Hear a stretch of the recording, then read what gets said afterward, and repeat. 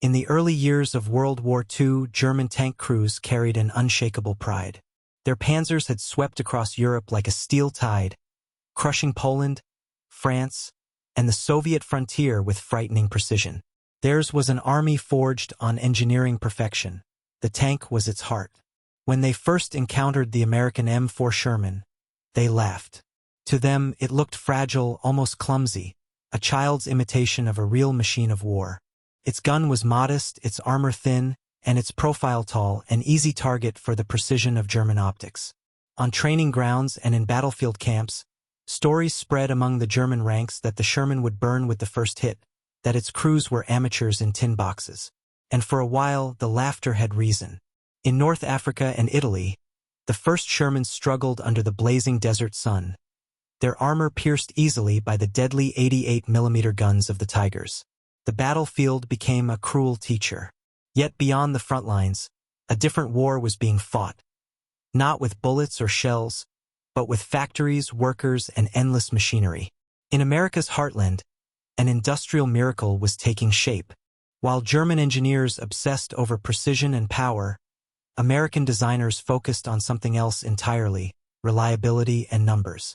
The M4 Sherman was never meant to be a masterpiece. It was meant to be built by the thousands, repaired in hours, and shipped anywhere in the world. It could run on almost any kind of fuel, be fixed with common tools, and use interchangeable parts, a dream for battlefield logistics. In Detroit and Chicago, factories once building cars now turned out tanks day and night. Assembly lines thundered with the rhythm of war. Steel plates became armor, engines became hearts, and every rivet carried the urgency of young men fighting overseas. Women filled the factories, hands blistered but steady, replacing the sons and husbands who fought across oceans. This was the true secret of the Sherman, not its armor, but its abundance. Germany could build a few dozen Tigers a month, each one a masterpiece of engineering but slow and expensive. America built 1,000 Shermans in the same time. The Germans didn't see it yet, but they were being buried under steel they could never match. In this balance of perfection versus production, the war was quietly shifting. When the Allies landed in Normandy, that shift would roar to life, and the laughter of the German tank crews would begin to fade.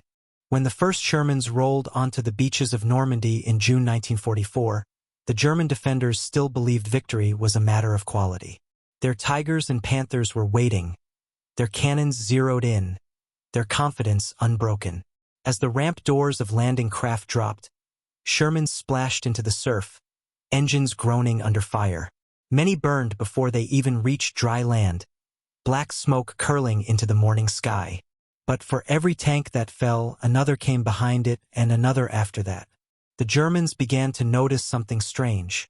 The Shermans didn't stop coming. In the chaos of hedgerows and fields, their sheer numbers began to overwhelm the defenders. A single Tiger could destroy a Sherman with one shot, but while it was reloading, 3 more would appear from different angles. The Americans learned fast. They coordinated tanks with infantry, artillery, and air cover. The P-47 Thunderbolts screamed overhead, strafing German positions, while the Shermans pressed forward relentlessly. The Germans had once been the hunters, but now the battlefield itself seemed to turn against them. Mechanical failures haunted the Tigers, fuel ran low, and spare parts were scarce. The Shermans, though weaker in a duel, never fought alone. They were a team, a moving wall of steel powered by logistics and willpower. The ground shook not from a single tank's might, but from the rumble of hundreds advancing together, each one replacing the fallen, like a tide that could not be turned back. By late summer of 1944, the German tank crews began to sense a grim truth. Every victory they achieved on the battlefield felt hollow. Every destroyed Sherman replaced by 3 more the next morning. The once proud Tiger divisions, symbols of German dominance, were running out of fuel and spare parts. Supply lines were shattered by Allied bombers. Every bridge, every road was under constant attack. Meanwhile, the Shermans rolled forward without pause, supported by the lifeline of Allied logistics, the Red Ball Express. Convoys of trucks thundered across France day and night, carrying fuel, ammunition, and food to the front lines. The Germans couldn't believe it.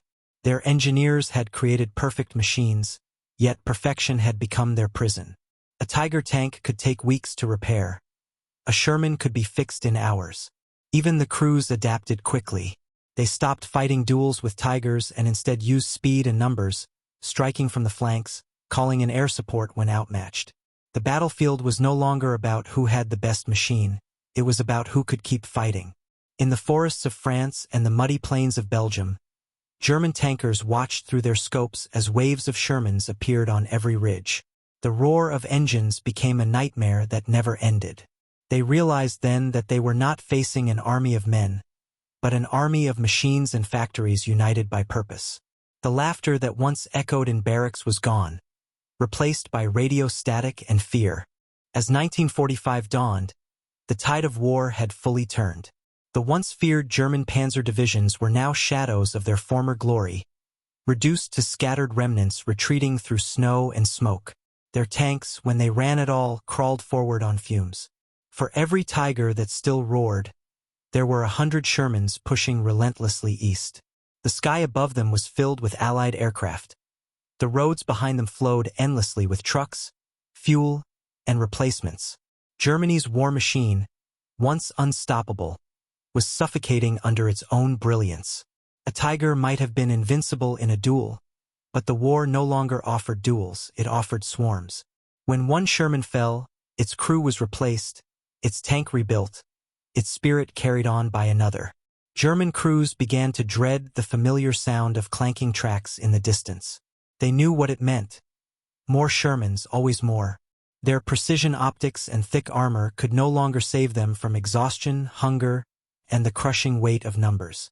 In the ruins of villages, amid the frozen forests of the Ardennes, they fought bravely but without hope.